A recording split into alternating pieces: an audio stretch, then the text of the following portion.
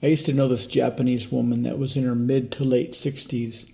You could tell by looking at her that when she was younger, she must have been absolutely drop-dead gorgeous, just stunning. Even in her mid 60s, she was still very attractive, still very easy on the eyes. She told me once about her husband. When I first met her, her husband had already died. But when he was alive, he liked to hang out in these Japanese hostess bars. This is where guys go to these bars and they pay for the drinks, but they also pay girls to drink with them and talk to them.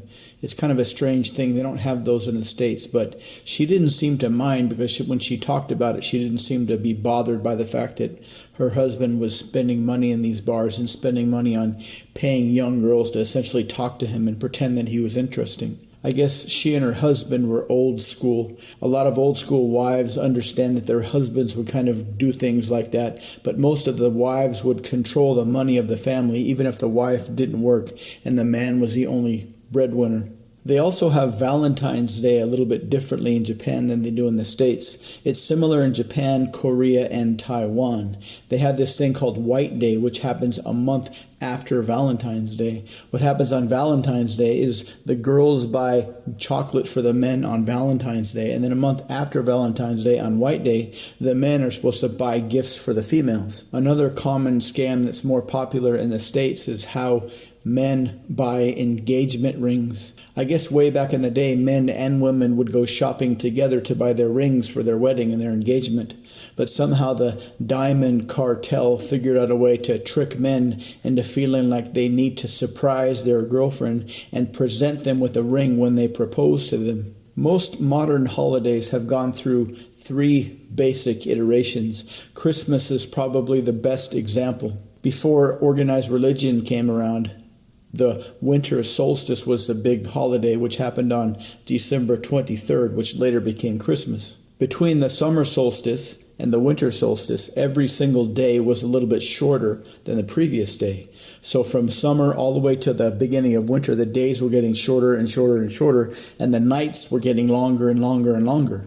The winter solstice then was celebrated as the time when the days started to become longer than the nights, when the day overcame the night, when the light overcame the dark. The battle between dark and light is found in every ancient culture, and it's built into every ancient mythology. Even the term sunset comes from the Egyptian god of night, Set, with the eternal battle between Set and Horus. Horus was the god of the sun, and every single day they would battle. Once the Catholic Church became the official religion of the Roman Empire, the winter solstice was essentially transformed into the birthday of Jesus, essentially because Jesus was light and the devil was dark, and that's when the light was born to overcome the dark. The third phase is when the religious meanings of this ancient festival start to kind of lose their meaning, which allows space for the advertisers to come in and give it a third meaning, which is a reason to buy presents and give presents to everybody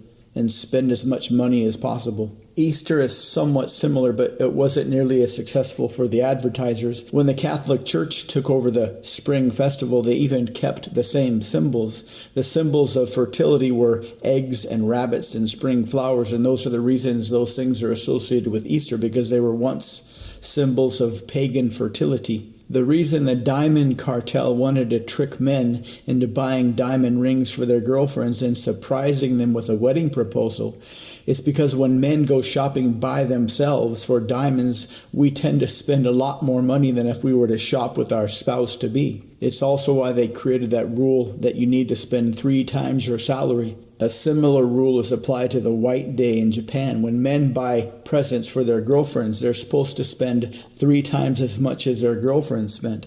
This encourages girlfriends to spend a lot of money on Valentine's Day, knowing they're going to get 3 times back. And of course, the men willingly and gullibly spend 3 times as much as their girlfriends bought for them. And so if you go shopping in department stores in Japan in the week before Valentine's Day, you'll see a lot of women perusing expensive-looking boxes of chocolate, knowing that in a month they're going to get 3 times the gift back to them. My friend told me that she was one of the few women in Japan who looked forward to getting chocolates on Valentine's Day. That's because her doctor husband would get all kinds of chocolates from these women he would talk to in the hostess clubs and then turn around and give them to his wife on Valentine's Day. And then a month later, he would get her another gift on White Day, so she got twice as much stuff as everybody else.